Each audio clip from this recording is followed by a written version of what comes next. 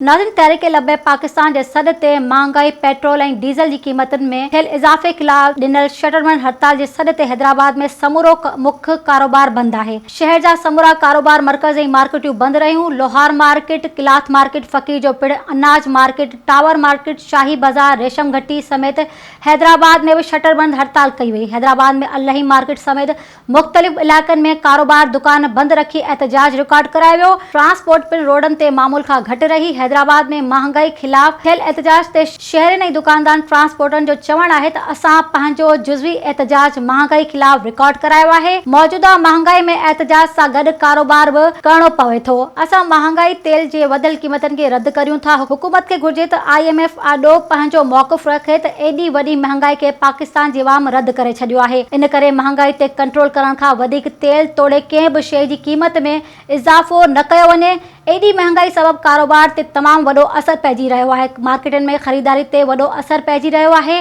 ट्रांसपोर्टनि जो चवणु आहे त तेल जी क़ीमत में इज़ाफ़े सबबि भाड़ा वधी विया। अहिड़ी सूरत-हाल में मुसाफ़िर सफ़र करण लाइ परेशान थी विया आहिनि। तेल जी क़ीमत घटाई वञे त जीअं भाड़ा घटिजी वञनि ऐं हर माण्हू सवलाई सां सफ़र करे सघे। मौजूदा महांगाई में एहतजाज सभिनि खे गॾिजी करण जी ज़रूरत आहे।